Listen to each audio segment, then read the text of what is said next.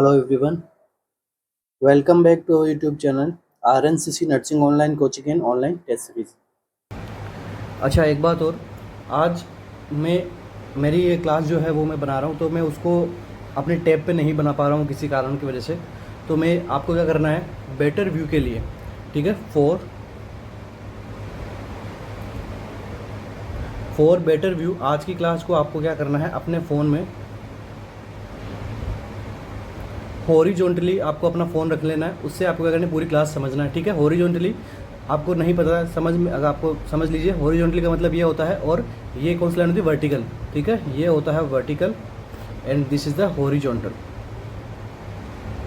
तो आपको अपने फ़ोन को हॉरिजॉन्टली पकड़ना है, उससे आपको स्क्रीन जो है वो वाइड हो जाएगी, और जो मेरे लिखे हुए जो वर्ड्स वगैरह है वो आप आराम से कैच कर पाओगे। साथ साथ में मेरे ऑडियो को भी थोड़ा ध्यान में रखना, क्योंकि आज जो है वो थोड़ा अलग से बनाया जा रहा है, कुछ स्पेशल कुछ कारणों की वजह से, ठीक है। बट क्लास पूरी रहेगी अपनी, और मैं पूरी कोशिश किया मैंने आपको आराम से सर हर एक चीज़ बता पाने की यहाँ पे, ठीक है।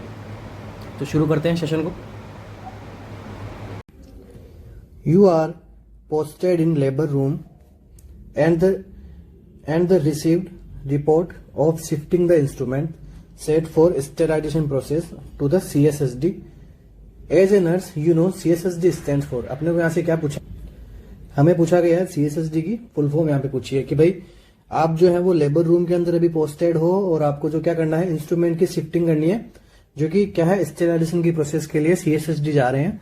तो आप एक नर्स हो और आपको पता होना चाहिए कि भाई CSSD की क्या है। CSSD central service sterile department, central sterile supply department, central supply sterile department, या फिर सेंट्रल सेफ स्टेराइल डिपार्टमेंट। क्या है CSSD की फुल फॉर्म क्या है?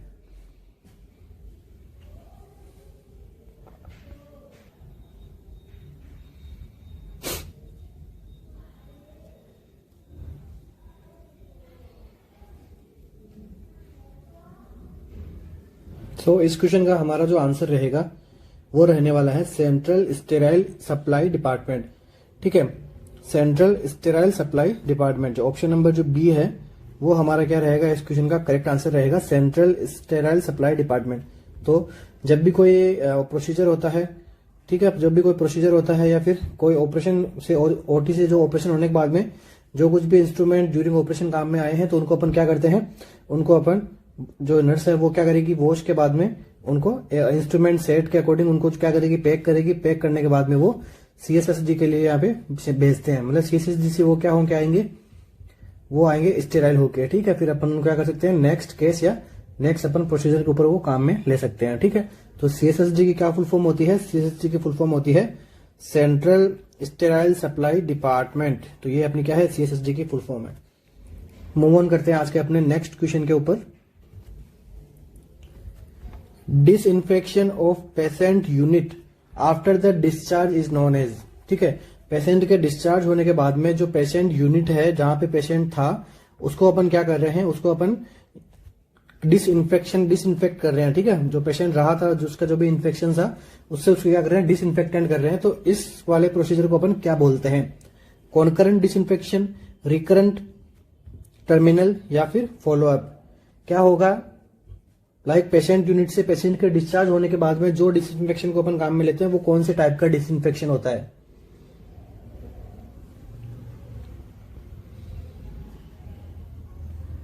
क्या होगा इस क्वेश्चन का correct answer?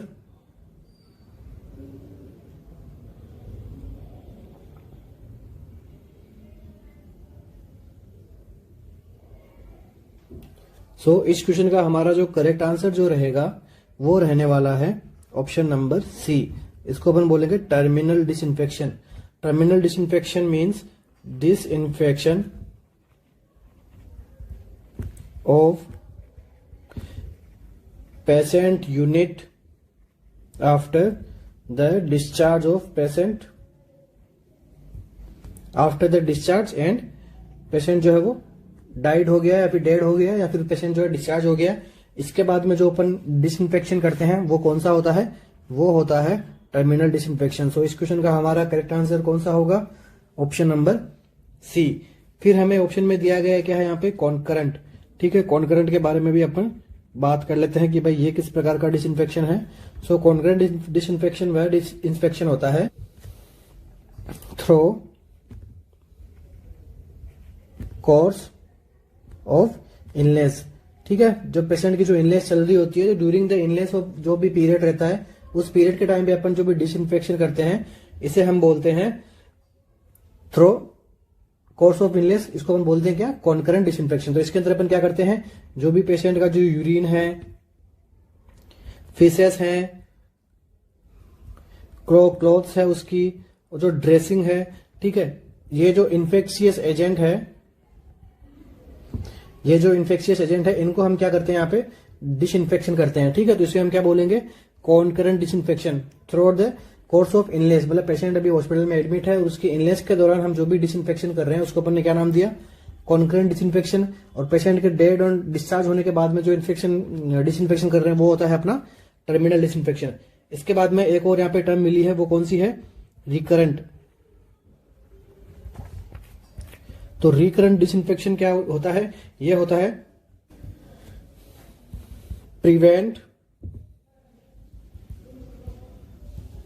Prevent infection to develop. ठीक है, ये क्या होता है, प्रोफाइलेक्टिकली अपन इसको अपने काम में लेते हैं। ठीक है, प्रोफाइलेक्टिकली इसको अपन काम में लेते हैं। मींस क्या हो गया इसका मतलब कि इन्फेक्शन के डेवलप होने से पहले उसको क्या करना, प्रिवेंट करना। किस प्रकार का डिसइंफेक्शन होता है, ये होता है रिकरेंट टाइप डिसइंफेक्शन। ठीक है, तो ये कैसे किसकी मदद से होगा, ये लाइक जैसे वाटर आ रहा है अपने पास में, वाटर एक इन्फेक्शन का सोर्स हो सकता है, तो इसके लिए अपन क्या करेंगे, वाटर का यहाँ पे क्लोरिनेशन कर देंगे। ठीक है, वाटर को अपन क्या कर देंगे, क्लीन कर देंगे। उसके बाद में मिल्क, अगर मिल्क हो सकता है सोर्स ऑफ इन्फेक्शन है, तो उसको अपन क्या करेंगे, पास्चुराइजेशन अपन कर सकते हैं। ठीक है, मिल्क का पास्चुराइजेशन होता है, आप सभी को पता है। ठीक है, ये किसने प्रोवाइड किया था पास्चुराइजेशन, ये किया था अपने को लुईस पास्चर ने। ठीक है, क्वेश्चन आ सकता है एग्जाम के अंदर।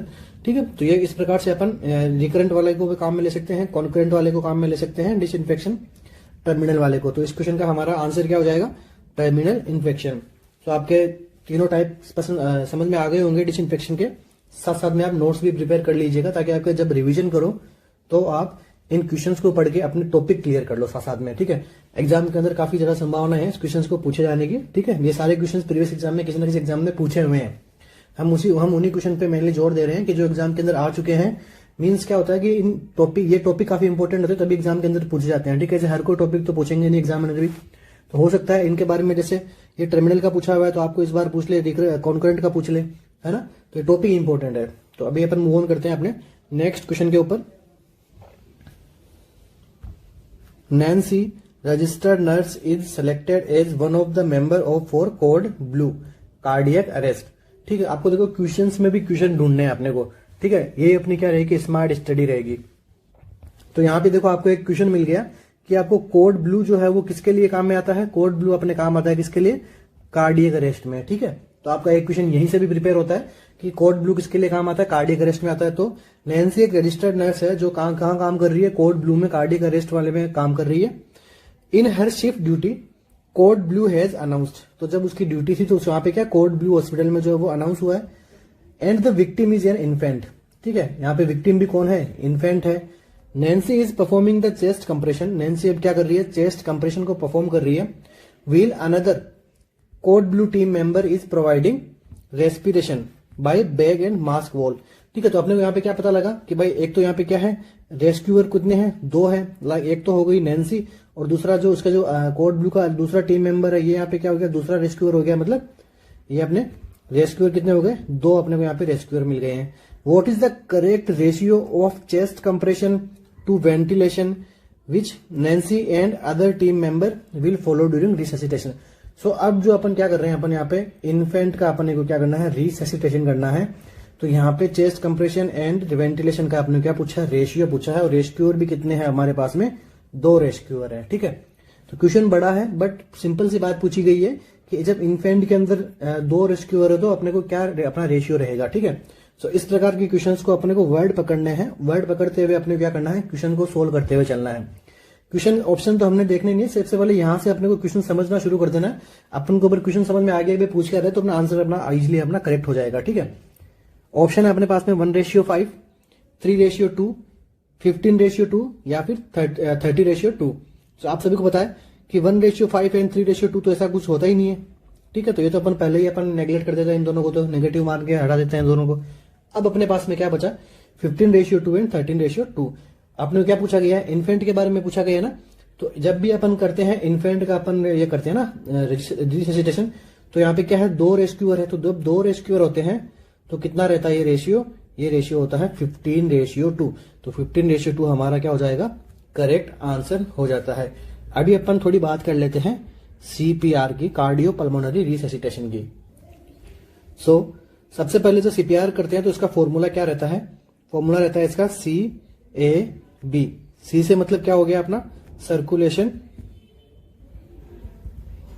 ए से क्या हो गया एयरवे, इसके बाद में बी से क्या हो गया ब्रीथिंग। ठीक है, आपको इसको क्या करना है, ये आपको फॉर्मूला भी अपने को याद रखना है, एग्जाम के अंदर पूछते हैं इसको भी। ठीक है, कि भाई पहले क्या था ABC था, अभी क्या है CAB है। ओके, चेस्ट कंप्रेशन, ठीक है, चेस्ट कंप्रेशन देखना है यहाँ पे सर्कुलेशन में। ठीक है, उसके बाद में एयरवे का में ब्रीथिंग। ठीक है, चेस्ट कंप्रेशन, एयरवे, ब्रीथिंग, यहाँ पे मेंशन कर देता हूं मैं, चेस्ट कंप्रेशन। ठीक है, chest compression, airway and breathing. अभी अपन बात कर लेते हैं इन्फेंट की, ये सारे अपन देख लेते हैं भाई, एडल्ट, चिल्ड्रन एंड इन्फेंट। अपन यहाँ पे मेंशन कर लेते हैं एडल्ट, चिल्ड्रन एंड इन्फेंट। अभी यहाँ पे अपन बात कर लेते हैं कि भाई सबसे पहले पल्स का असेसमेंट अपन कहाँ करते हैं। ठीक है, इन्फेंट जो है पल्स का असेसमेंट अपन कहाँ करते हैं, एडल्ट में। एडल्ट में पल्स असेसमेंट करने कहाँ करनी है, तो ये करनी है अपने को कैरोटिड आर्टरी के अंदर। ठीक है, इंपॉर्टेंट क्वेश्चन है, 1 लाइनर क्वेश्चन बनते हैं इस टॉपिक से। अगर अपने पास में चिल्ड्रन है तो अपन कहाँ किससे करेंगे, चिल्ड्रन में अपन किससे करेंगे, फिमोरल में करते हैं। एंड इन्फेंट में अपन किससे करेंगे, इन्फेंट में अपन करते हैं ब्रेकियल में। ठीक है, इन्फेंट का 2 बार पूछा गया है, और कैरोटिड आर्टरी और चिल्ड्रन का भी पूछ सकते हैं आगे। ठीक है, सबसे पहले अपन ने क्या किया, पल्स असेसमेंट कर लिया। अभी अपन ने क्या करना है, इसके बाद में मैं आपको बेसिक जहां से क्वेश्चन बनते हैं वो हमें पूछना है। ठीक है, इसके बाद में अभी मैं आपको बता देता हूं कि इसकी रेट क्या होनी चाहिए, कंप्रेशन रेट क्या होनी चाहिए, 100।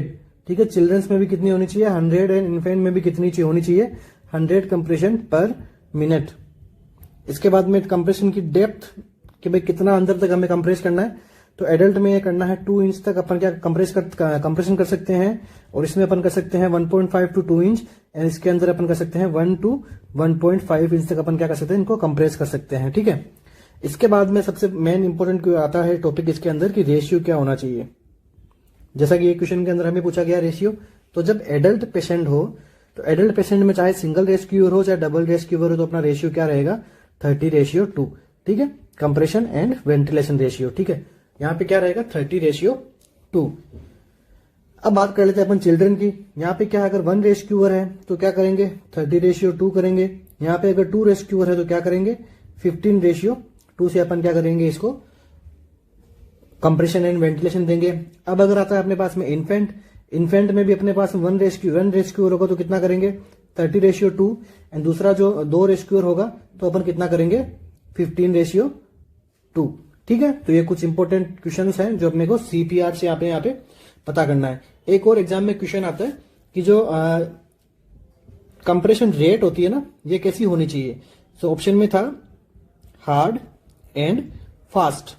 ठीक है, जो कंप्रेशन रेट कैसी होनी चाहिए, हार्ड एंड फास्ट रेट होनी चाहिए, like continuously hard and continuously fast rate के अकॉर्डिंग यहाँ पे हमें कंप्रेस करते हुए अपने को चलना है। ठीक है, यहाँ पे क्वेश्चन और पूछ लेते हैं भाई वेंटिलेशन रेट कितनी होनी चाहिए।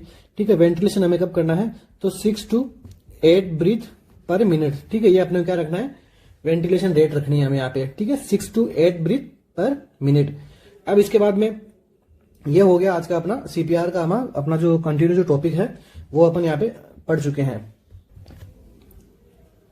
ठीक है, तो अभी एक क्वेश्चन मैं आपको और बता देता हूँ यहाँ पे कि अगर एक बच्चा है वो अगर लेस देन 8 ईयर का है और उसको इमरजेंसी के अंदर कोड ब्लू के अंदर लाया गया है, तो सबसे पहले अपने क्या करना है, सबसे पहले हमें यहाँ पे क्या करना है, सीपीआर स्टार्ट कर देना है। ठीक है, अगर लेस देन 8 ईयर तो सीपीआर स्टार्ट करना है। एंड अगर बेबी जो है वो मोर देन 8 ईयर का है तो यहाँ पे सबसे पहले अपने क्या करना है, इमरजेंसी में क्या करना है, इन्फॉर्म करना है। इमरजेंसी में इन्फॉर्म करने के बाद में यहाँ पे क्या करना है, सीपीआर शुरू करना है। बट अगर अपना जो बच्चा लेस देन 8 ईयर है तो सबसे पहले हमें क्या करना है, यहाँ पे सीपीआर प्रोवाइड करना है, उसके बाद में हमें क्या करना है, इमरजेंसी में इन्फॉर्म करना है। ठीक है, ये कुछ 2 क्वेश्चन है एग्जाम के अंदर पूछे गए हैं कि भाई बच्चा अगर 8 साल से पहले का हो और उसको कार्डियक अरेस्ट हुआ तो सबसे पहले अपने क्या करना है, सीपीआर देना है, उसके बाद में इमरजेंसी में कॉल करना है। और अगर बच्चा 8 साल से बड़ा है तो क्या करना है, सबसे पहले इमरजेंसी में इन्फॉर्म करना है, बाद में हमें एक साइकिल सीपीआर की यहाँ पे परफॉर्म कर देनी है, तब तक कोई हेल्प आए। तो इसी के साथ ही अपना जो सीपीआर का टॉपिक है वो यहाँ पे कंप्लीट हो गया है और इस क्वेश्चन का हमारा जो आंसर है वो भी हमने सोल्व कर लिया है। ठीक है, तो ये कुछ इंपॉर्टेंट है, आप प्लीज इनको साथ में नोट डाउन भी करते रहिएगा, ताकि आपके नेक्स्ट टाइम जब भी कभी रिवीजन हो तो आप उसको देख के, अगर आपके पास में नोट्स नहीं है तो आप इनसे पढ़ सकते हो। मूव ऑन करते हैं अभी अपने नेक्स्ट क्वेश्चन पे। अच्छा, एक क्वेश्चन और मैं आपको बता देता हूँ। एक क्वेश्चन आजकल आता है एग्जाम के अंदर कि जो नियोनेट होता है उसके अंदर जो रेशियो है वो कितना रहता है। ठीक है, काफी इंपॉर्टेंट क्वेश्चन है, एम्स में पूछा भी गया है कि अगर एक पेशेंट नियोनेट है तो उसमें चेस्ट कंप्रेशन वेंटिलेशन का रेशियो कितना रखना होता है। तो इसमें हमें रखना होता है 3:1। ठीक है, 3:1 का जो रेशियो है हमें क्या रखना है, चेस्ट कंप्रेशन वेंटिलेशन का रेशियो रखना होता है।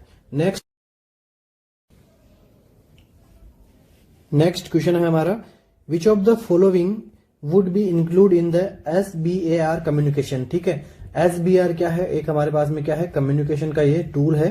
तो SBR कम्युनिकेशन में अपन क्या इंक्लूड करके रखते हैं।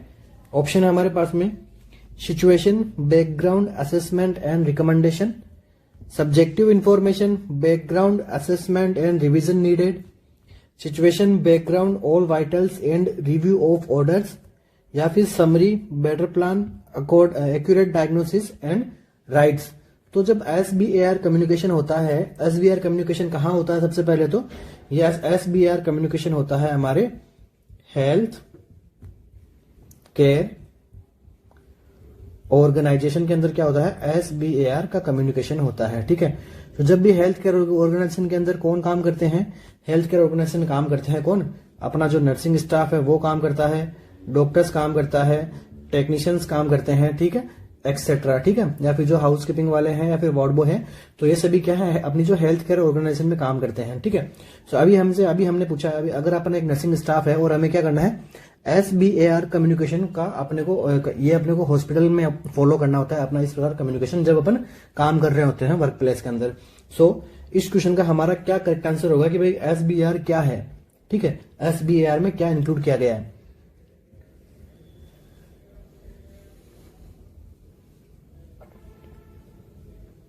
ऑप्शंस हैं आपके सामने, आप अपना राइट आंसर गेस कीजिए।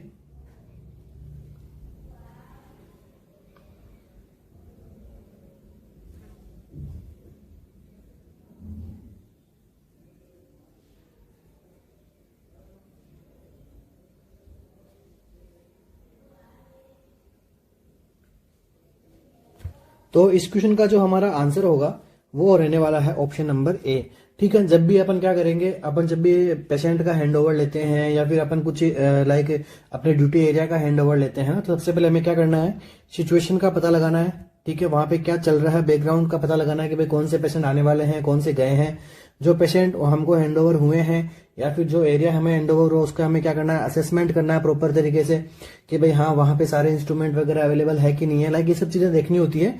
और क्या रिकमेंडेशन है, लाइक अब आगे क्या रिकमेंडेशन है, आगे आपको क्या काम करना है अपनी ड्यूटी एरिया के अंदर।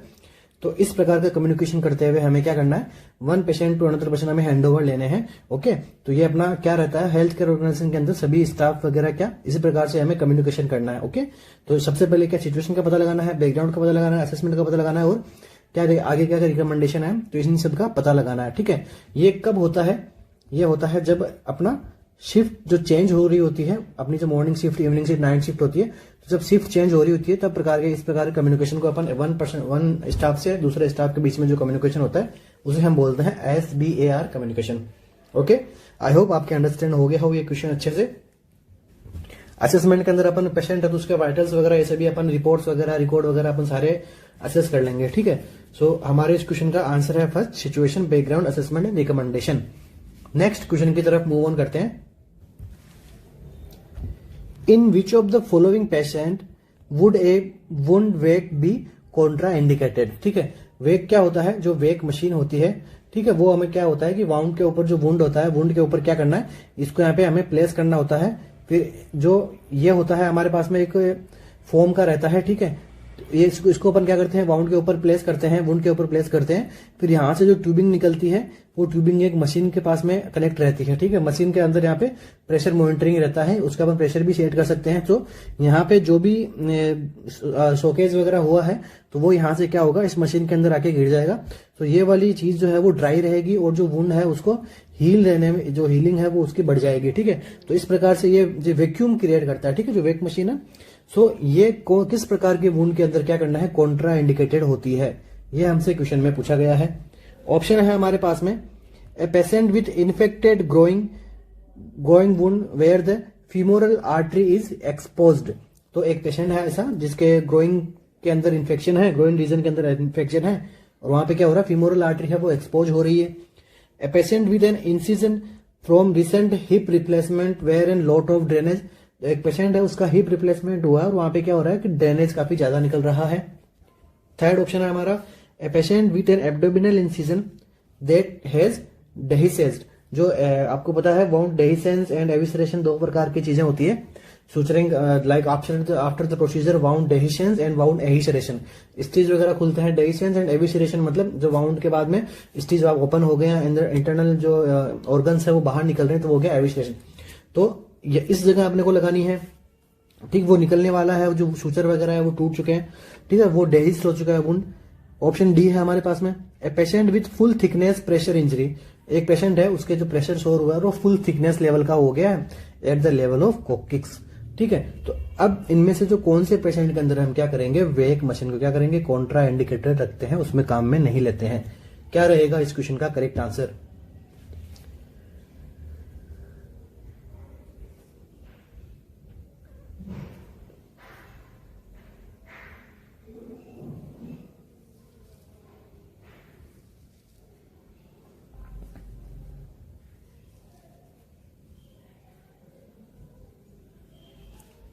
इस क्वेश्चन का जो हमारा आंसर रहने वाला है वो रहेगा ऑप्शन नंबर ए। तो कभी भी अपन वैक्यूम वाली जो वेक मशीन है उसको अपन कभी भी एक्सपोज्ड हो रही होती है, कोई भी ऑर्गन, कोई भी आर्टरी डायरेक्ट एक्सपोज हो रहे होते हैं, तो वहां पे अपन क्या करेंगे, इसको अपन नहीं लगाएंगे। क्योंकि अगर आर्टरी वहां पे एक्सपोज हो रही है तो वो क्या करेगी, आर्टरी को भी रेप्चर करके वहां का जो ब्लड है उसको वहां पे वो क्या करेगी, शॉक करके उसको ब्लड को जो बाहर खींच लेगी, ठीक है। सो कभी भी इस प्रकार के जो केस के अंदर हम वैक्यूम वाली वो मशीन है वो उसको अपन यूज में नहीं लेंगे पेशेंट की केयर करने के लिए, ओके। तो इस क्वेश्चन का हमारा आंसर क्या होगा, option number A, a patient with an infected groin wound where the femoral artery is exposed, ठीक है। ऐसा आपको ध्यान रखना कि अपन काम में नहीं लेते हैं। नेक्स्ट क्वेश्चन हमारा, a patient came to ED emergency department unconscious with pin point pupil, ठीक है। उसकी जो प्यूपिल है वो यहाँ पे क्या हो गई है, पिन पॉइंट हो गई है, एंड जो लेक्रीमेशन है, ठीक है, ठीक है, साथ साथ में क्या हो रहा है, लेक्रीमेशन भी हो रहा है, ठीक है, जो टीयर्स वगैरह है वो यहाँ पे निकल रहे हैं। हिस्ट्री ऑफ सब्सटेंस एब्यूज, साथ साथ में सब्सटेंस एब्यूज की भी इसकी हिस्ट्री रह चुकी है। सब्सटेंस एब्यूज में अपन मान सकते हैं कि वो क्या है, ओपिएड्स है, लाइक वो पर्सन जो है वो ओपिएड्स वगैरह जो यूज में लेता था। Which drug will be administered, तो ऐसे केस में कौन सी ड्रग को हमें क्या करना है, एडमिनिस्टर करना है। ऑप्शन क्या क्या है अपने पास में, ऑप्शंस है फ्लूमाजेनिल, नैलोक्सोन, लोराजेपाम या फिर पैरासीटामोल। अपने को कौन सी ड्रग को अपने क्या करनी है, एडमिनिस्टर करनी है ऐसे केसेस के अंदर कि भाई जो सब्सटेंस एब्यूज के केस आया लग रहा है तो उस केस में क्या करना है। जब भी कभी ओपियोइड्स ओवरडोज होता है, ठीक है, यहाँ पे क्या लग रहा है कि यहाँ पे पेशेंट को जो क्या हुई है, ओपियोइड्स ओवरडोज हुआ है। यहाँ पे साइन एंड सिम्टम क्या क्या होते हैं ओपियोइड ओवरडोज के, तो साइन एंड सिम्टम में दिया गया है क्या, पिन पॉइंट प्यूपिल्स, उसके बाद में लेक्रीमेशन, उसके बाद में क्या देखने को मिलता है, decrease heart rate, decrease respiratory rate, decrease blood pressure, और जो कूल एंड कामी स्किन हो जाती है पेशेंट की। उसके बाद में क्या होता है, जो अपने हैंड एंड जो फीट है वो यहाँ पे ब्लूज डिस्कलरेशन भी इनका देखने को मिलता है, ठीक है। तो ये कुछ ओपियोइड जो ओवरडोज है, ओपियोइड साइड इफेक्ट्स वगैरह होते हैं। तो ऐसे केसेस में क्या लग रहा है, यहाँ पे ओपियोइड ओवरडोज हो चुकी है तो इसका अपने क्या करना है, एंटीडोट हमें क्या करना है, तैयार रखना, वो अपने को लगाना होता है। जब भी ओपियोइड ओवरडोज जो होता है, एंटीडोट उसमें क्या काम आएगा, इसके अंदर एंटीडोट काम आता है नेलोक्सोन। इस क्वेश्चन का हमारा करेक्ट आंसर कौन सा हो जाएगा, करेक्ट आंसर इस क्वेश्चन का हो जाएगा हमारे पास में क्या, नेलोक्सोन। ओके, तो इस क्वेश्चन का आंसर क्या निकलेगा, नेलोक्सोन की ड्रग है वो यहाँ पे एडमिनिस्टर की जाएगी। ठीक है, कभी भी हमें नहीं देना है, जब भी डॉक्टर्स वगैरह प्रिस्क्राइब करते हैं तभी हमें क्या करना होता है, डोज को एडमिनिस्टर करना होता है। नेक्स्ट ऑप्शन में क्या दिया गया, फ्लूमाजेनिल। जो फ्लूमेजेनिल है तो ये किसका एंटीडोट होता है, ये होता है हमारा डायजेपाम का। ठीक है, डायजेपाम का एंटीडोट कौन सा होता है, फ्लूमेजेनिल। इसको अपन क्या बोल सकते हैं, बेंजोडाइजेपिन्स। ठीक है, बेंजोडाइजेपिन्स बोल दो या फिर लोराजेपाम, कोई किसी प्रकार की जो डायजेपाम कैटेगरी की होती है, जो बेंजोडाइजेपिन्स कैटेगरी की होती है, इनका एंटीडोट क्या होता है, फ्लूमेजेनिल। ठीक है, अब इसके बाद पैरासीटामोल का एंटीडोट कौन सा होता है, पैरासीटामोल का होता है एन एसिटाइल सिस्टीन। ठीक है, अब इसके बाद में एक और बात कर लेते हैं अपन कि मोस्ट एग्जाम के अंदर क्वेश्चन बनता है कि भाई हिपेरिन का एंटीडोट कौन सा होता है, तो हिपेरिन का एंटीडोट होता है प्रोटामाइन सल्फेट। ठीक है, एग्जाम के अंदर आपको प्रोटामाइन सल्फेट का भी एंटीडोट पूछ सकते हैं, तो ये एक दूसरे के एंटागोनिस्ट होते हैं। ठीक है, सो ऐसे आपको क्या करना है, मोस्ट आपको याद करना है। अपन नेक्स्ट कभी क्लासेज होगी तो अपन प्रॉपर पूरे एंटीडोट को भी अपन क्या करेंगे, अपन डिस्कस कर लेंगे। नेक्स्ट क्वेश्चन पे मूव ऑन करते हैं। The nurse has received an order to administer injection Clexane 60 mg 0.6 ml।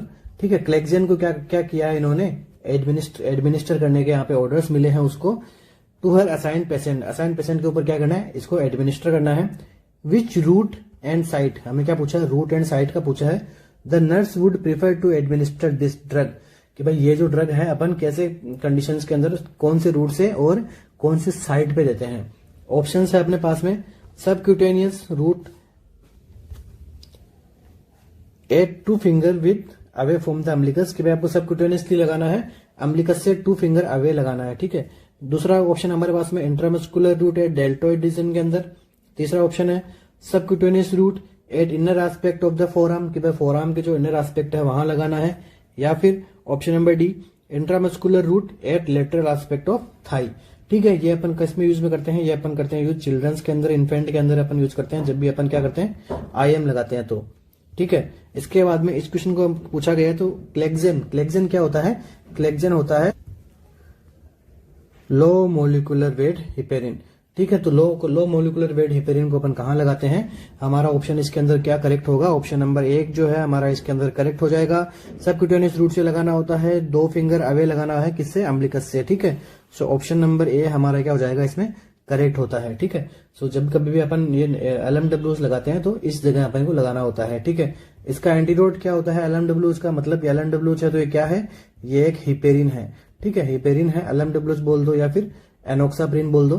So heparin का एंटीडोट कौन सा होता है, अभी हमने डिस्कस किया था, तो ये होता है protamine sulphate.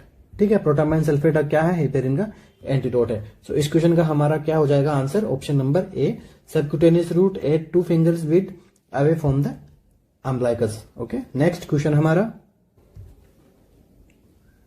If the difference is more than mmHg in bilateral arm blood pressure measurement, the nurse can suspect peripheral artery disease in the patient।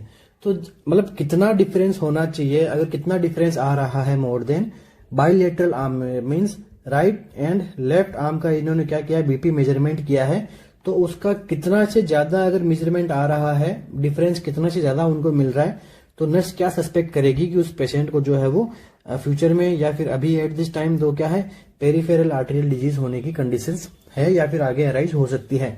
Options है हमारे पास में 5 mmHg, 10 mmHg, 20 mmHg या फिर 40 mmHg। कितना डिफरेंस होगा right and left bilateral arms के अंदर, क्या रहेगा इस क्वेश्चन का करेक्ट आंसर।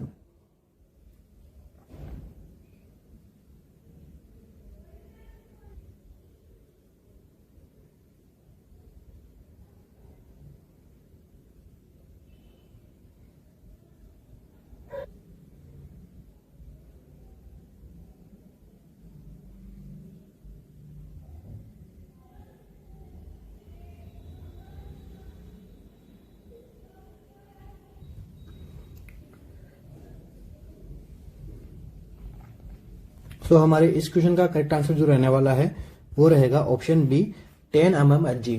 अगर 10 mmHg का डिफरेंस हमें देखने को मिलता है right arm and left arm के अंदर, तो यहाँ पे चांसेस है कि आगे जाके फ्यूचर में या फिर अभी उस पेशेंट को क्या हो सकता है, पेरिफेरल आर्टेरियल डिजीज जो है वो यहाँ पे देखने को मिल सकती है।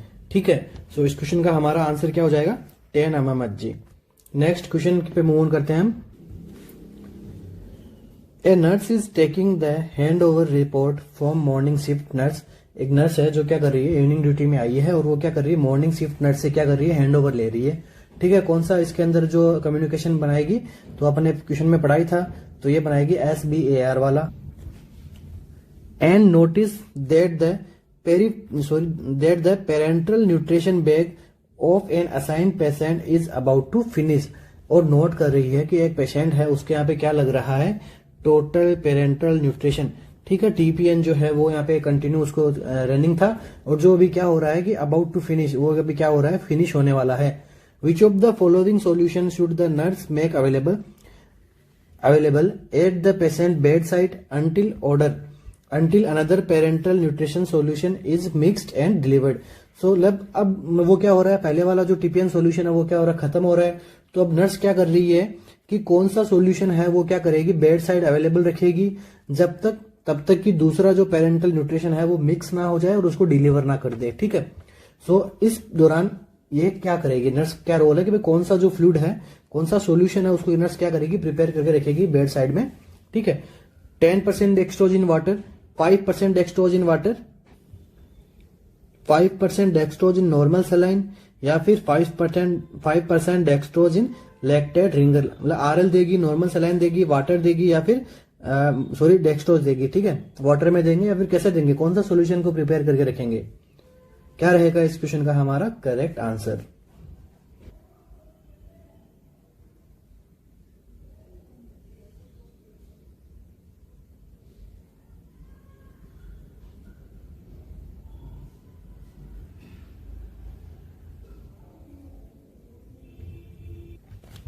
सो अभी अपन पढ़ लेते हैं थोड़ा टॉपिक, क्या अपना टोटल पेरेंटल न्यूट्रिशन की। भाई टोटल पेरेंटल न्यूट्रिशन होता क्या है। सो टोटल पेरेंटल न्यूट्रिशन का अपन क्या करते हैं, administer nutrition via central line. ठीक है, अपने बॉडी के अंदर क्या है कि सेंट्रल लाइंस के द्वारा हमें क्या करना है, central lines and peripheral lines के द्वारा आपने क्या करना है, यहाँ पे न्यूट्रिशन प्रोवाइड करना है पेशेंट को। ठीक है, न्यूट्रिशन के कुछ बैग्स आते हैं जिनको अपन क्या करना है, अपनी बॉडी की सेंट्रल लाइन के द्वारा, पेरिफेरल लाइन के द्वारा अपने क्या करना है, न्यूट्रिशन प्रोवाइड करना होता है। इस प्रोसेस को अपन क्या बोलते हैं, टोटल पेरेंटल न्यूट्रिशन। अभी अपन क्वेश्चन आता है एग्जाम के अंदर इससे रूट का, कि भाई TPN के लिए कौन कौन से रूट जो है अपन काम में लेते हैं और सबसे बेस्ट रूट कौन सा होता है।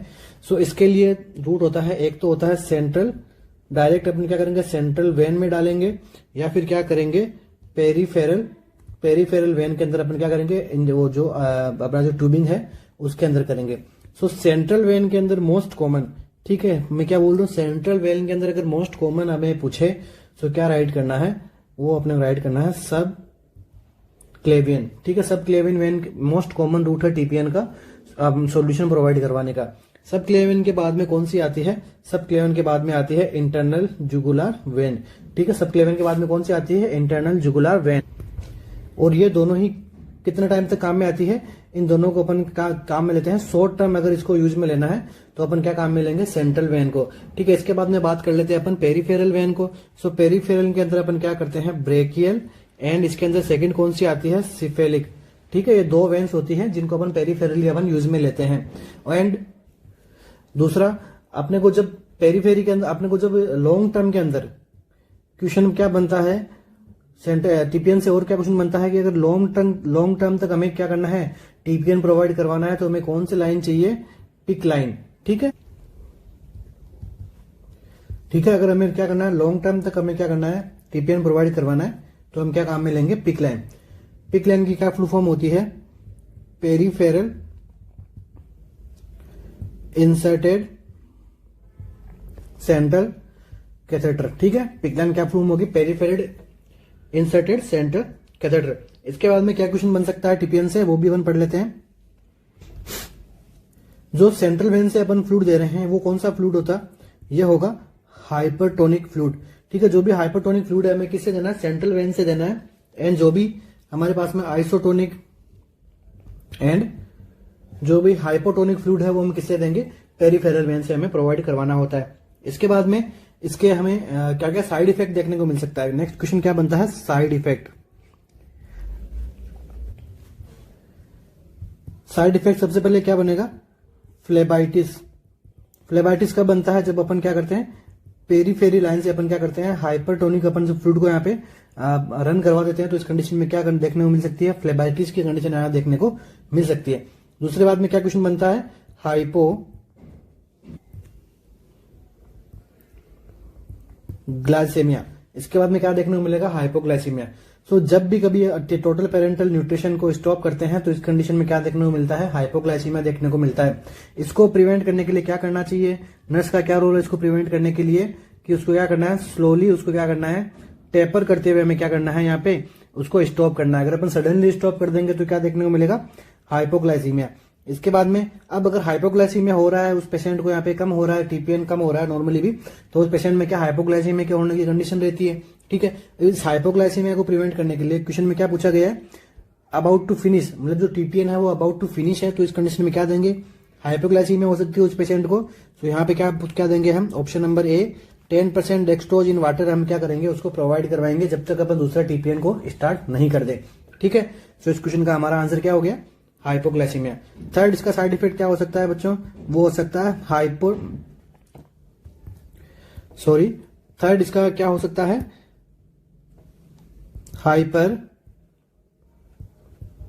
हाइपरवोलेमिया। ठीक है, अगर यहाँ पे कंटिन्यूसली उसको टीपीएन देंगे तो रिस्क चांसेस है कि उस पेशेंट को जो है वो हाइपरवोलेमिया की कंडीशन यहाँ पे देखने को मिले। इसके बाद में क्या देखने को मिल सकता है, हाइपर ग्लाइसेमिया भी यहाँ पे पेशेंट को देखने को मिल सकता है। ठीक है, तो ये कुछ क्वेश्चंस हैं जो अपने को टीपीएन के से एग्जाम के अंदर आते हैं। अगर टीपीएन, नेक्स्ट क्वेश्चन क्या बन सकता है इसका, टीपीएन की हमें क्या करनी है, ट्यूब चेंज करनी है। ठीक है, टीपीएन से हमें क्या दिया है, सेंट्रल लाइन के अंदर हमें टीपीएन ने डाला है, मींस मोस्ट कॉमन कौन सी है, सब क्लेविन। तो सब क्लेविन के अंदर हमें ट्यूब चेंज करनी है, तो कौन सी पोजीशन देंगे, तो इसके अंदर अपन कौन सी देंगे, Trendelenburg position with face opposite direction. Face का अपन क्या कर देंगे, डायरेक्शन क्या कर देंगे, अपोजिट रखेंगे, और उसको बोलेंगे पेशेंट को कि भाई परफॉर्म वाल्सल्वा मैन्यूअर। ठीक है, तो जब भी अपन क्या करेंगे, टीपीएन की ट्यूबिंग चेंज करेंगे, अगर वो सेंट्रल लाइन में डाला हुआ है तो यहाँ पे क्या करेंगे, टेंडरलाइन पर पोजीशन देंगे, विद फेस अपोजिट डायरेक्शन के अंदर रखेंगे, पेशेंट को इन्फॉर्म करेंगे कि भाई आप क्या करो, वाल्सल्वा मैन्यूअर करो, तो उसका करेंगे ट्यूबिंग चेंज करने में आसानी होगी, पेन भी उस पेशेंट को यहाँ पे कम देखने को मिलता है। एक और क्वेश्चन आता है एग्जाम के अंदर, पूछा गया एम्स के एग्जाम के अंदर, अगर TPN solution turbid, unclear and particles के रूप में उसके अंदर छोटे छोटे कुछ पार्टिकल्स हमें शो हो रहे हैं, तो इस केस के अंदर उसको क्या करना है, टीपीएन को, इस केस के अंदर टीपीएन को क्या करना है, डिस्कार्ड कर देना है। ठीक है, उसको अपन क्या करेंगे, यूज में नहीं लेना इस प्रकार के टीपीएन को। इसके बाद में टीपीएन को जो डिसकंटिन्यू करने की क्या प्रोसेस होती है, डिसकंटिन्यू करने की क्या प्रोसेस होती है, स्लो करना है फ्लो रेट को। ठीक है, फ्लो रेट को स्लो करना है ताकि उसको हाइपोग्लाइसीमिया ना हो। ठीक है, ये कुछ क्वेश्चंस हैं जो प्रायोरिटी वाइज क्वेश्चंस है, और नर्सिंग के अंदर जैसे टीपीएन चल रहा है किसी पेशेंट को, तो वो अपन को ये ध्यान में होनी चाहिए बातें, काफी सारी कॉम्प्लिकेशन से बचाए जाने के लिए। एंड टीपीएन जो क्या है, एक स्टेराइल प्रोसीजर है। ठीक है, इसके अंदर हमें स्टेरिलिटी का भी हमें क्या करना है, पर मेंटेन रखना है। तो इस क्वेश्चन का हमारा आंसर क्या हो गया, 10% डेक्सट्रोज इन वाटर। अच्छा, एक और क्वेश्चन बता देता हूं मैं आपको कि जो पेरिफेरल लाइन के अंदर मोस्ट कॉमन लाइन कौन सी होती है, वो होती है बेसिलिक वेन। ठीक है, बेसिलिक वेन पेरिफेरल के अंदर मोस्ट कॉमन है, और यहाँ पे सेंट्रल के अंदर कौन सी है, सब क्लेवियन वेन जो है वो मोस्ट कॉमन है। इसके बाद में टीपीएन से अपन और क्या क्वेश्चन देख सकते हैं कि जो टीपीएन को है वो अपन कहाँ स्टोर करके रख सकते हैं, रेफ्रिजरेटर के अंदर अपन को टीपीएन को स्टोर करना है। टीपीएन को कभी भी 24 आवर के बाद में यूज में नहीं लेना है। ठीक है, 24 आवर्स के बाद में टीपीएन को यूज में नहीं लेना है, 24 आवर्स के अंदर अंदर वो कंप्लीट हो जाना चाहिए। रेफ्रिजरेटर से निकालने के बाद में विद इन 30 to 60 मिनट के अंदर अंदर उस टीपीएन को क्या करना है, हमें इन्फ्यूजन करना शुरू कर देना है। अगर नहीं हो रहा है तो उसको अपन क्या करना है, अगेन उसको रेफ्रिजरेटर के अंदर रखवा देना है। ठीक है, ये कुछ अपने को चीजें हैं अपने को रहनी चाहिए ध्यान में। एग्जाम के अंदर क्वेश्चन आ सकता है कि भाई 24 आवर्स से ज्यादा हो गया तो हमें क्या करना है, उसको यूज में नहीं लेना, उसको डिस्कार्ड कर देना है। नेक्स्ट क्वेश्चन की तरफ मूव ऑन करते हैं। Which of the following drugs cause extrapyramidal syndrome, extrapyramidal symptoms. कौन सी ड्रग है नीचे दिए गए ऑप्शंस में से जो कोज करती है ईपीएस को, एक्स्ट्रा पैरामिडल सिम्टम्स को? ऑप्शन है अपने पास में antipsychotics, selective serotonin reuptake inhibitors, option B. Option C हमारे पास में मूड स्टेबलाइजर्स, ऑप्शन डी है anti anxiety drugs. Option B क्या है? Selective serotonin reuptake inhibitors. ठीक है, सो इस क्वेश्चन का हमारा करेक्ट आंसर क्या होगा कि भाई कौन सी जो ड्रग है वो कोज करती है एक्स्ट्रा पैरामिडल सिम्टम्स को। इंपॉर्टेंट क्वेश्चन है, एग्जाम में पूछा गया भी है। आपके अकॉर्डिंग क्या आंसर इसका रहेगा करेक्ट?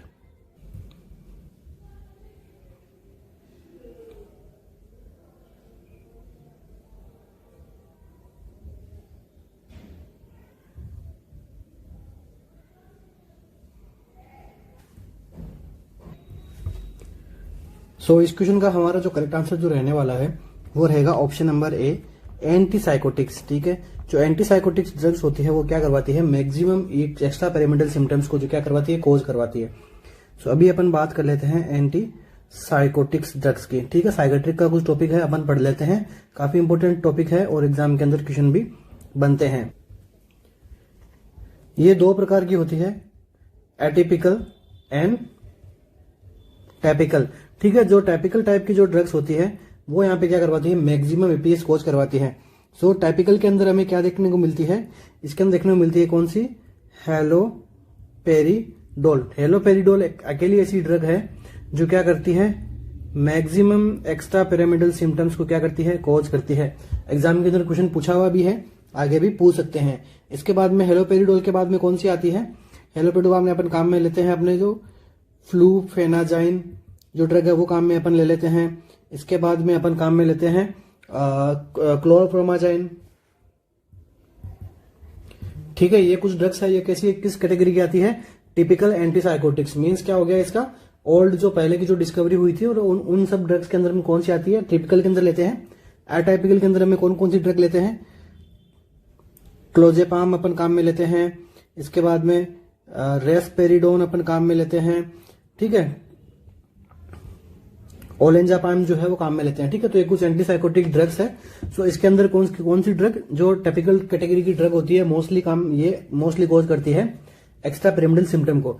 एटाइपिकल भी कोज करती है, बट इन दोनों के कंपैरिजन में जो टाइपिकल कैटेगरी की ड्रग्स होती है ज्यादा कोज करती है, जैसे कि हेलोपेरिडोल। हेलोपेरिडोल का एग्जाम के अंदर पूछा गया है। अब इसके बाद में बात कर लेते हैं अपन किसकी? एक्स्ट्रा पिरामिडल सिम्टम की। सो जो सबसे पहले बात कर लेते हैं जो एंटीसाइकोटिक ड्रग्स होती है इनका मैकेनिज्म ऑफ एक्शन क्या है, कैसे काम करती है? तो ये काम करती है डोपामिन को क्या करती है? ब्लॉक करके। ठीक है, डोपामिन जो एंटी डोपामिनर्जिक होती है, ठीक है, जो D2 ब्लॉकर्स। ठीक है, जो डोपामिन के जो उसको क्या कर देती है? ब्लॉक कर देती है। तो ऐसा इसका मैकेनिज्म एक्शन होता है।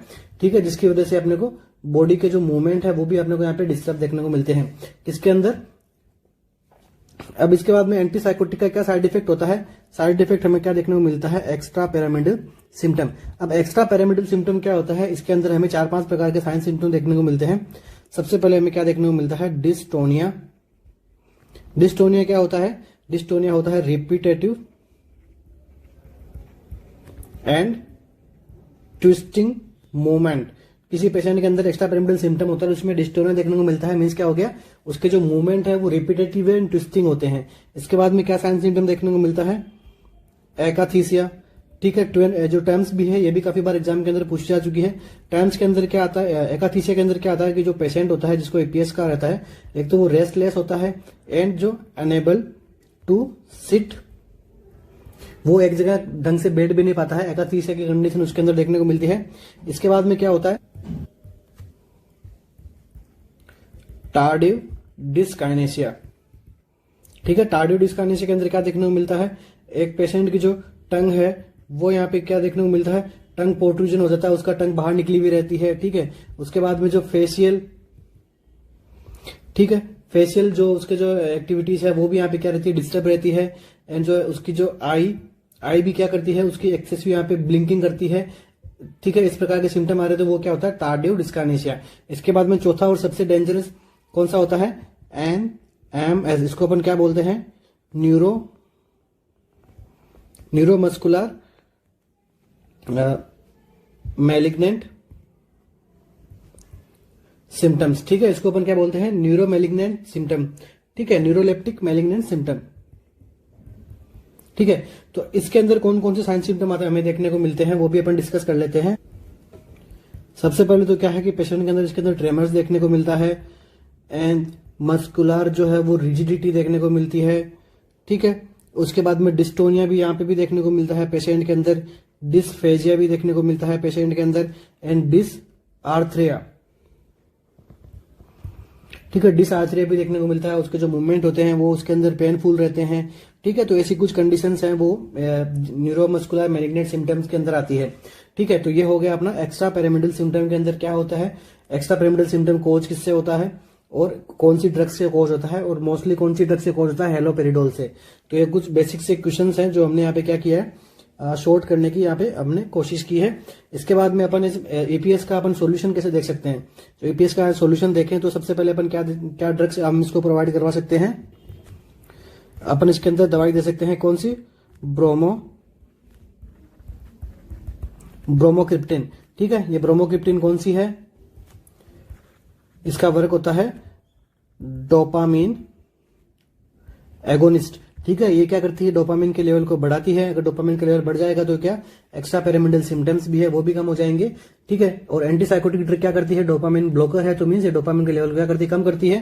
तो यहाँ पे अपन क्या कर सकते हैं, ब्रोमोक्रिप्टिन दे सकते हैं। इसके बाद में कौन सी ड्रग दे सकते हैं, डेंटोलेन दे सकते हैं। ठीक है, यहाँ पे क्या हो रही है, रिजिडिटी देखने को मिलती है ना पेशेंट के अंदर, न्यूरोमस्कुलर के अंदर। तो यहाँ पे क्या कौन सी ड्रग दे सकते हैं, डेंट्रोलेन। ये क्या, ये कैसी ड्रग है, ये मसल रिलैक्सेंट है, मसल रिलैक्सेंट है। ठीक है, तो ये कुछ 2-3 ड्रग्स है, ये अपन इनके साइड इफेक्ट को ट्रीट करने के लिए अपन जो है वो एग्जाम के अंदर आते भी है। ब्रोमोक्रिप्टिन के बारे में क्वेश्चन पूछा गया है। ठीक है, कि अपन एंटीसाइकोटिक का जो साइड इफेक्ट आ रहा है उसको कंट्रोल करने के लिए अपन क्या ड्रग देंगे, तो ब्रोमोक्रिप्टिन। तो इस क्वेश्चन का करेक्ट आंसर हमारे पास में कौन सा है, एंटीसाइकोटिक। उसके बाद में कौन सी ड्रग दी हुई यहाँ पे, SSRI mean selective serotonin reuptake inhibitor. ये किसमें काम आती है, ये काम में आती है एंटी डिप्रेसेंट ड्रग है। ठीक है, एंटी डिप्रेसेंट ड्रग है, इसको हम क्या बोलते हैं, हैप्पी ड्रग। ठीक है, ये जो डिप्रेसिव जो बिहेवियर रहता है पेशेंट का उसको अच्छा करती है। इसके अंदर कौन सी ड्रग आती है, एसिटालोप्राम। ठीक है, जो एसिटालोप्राम जो ड्रग है वो किसका टाइप है, सेलेक्टिव सीरोटोनिन रीअपटेक इनहिबिटर।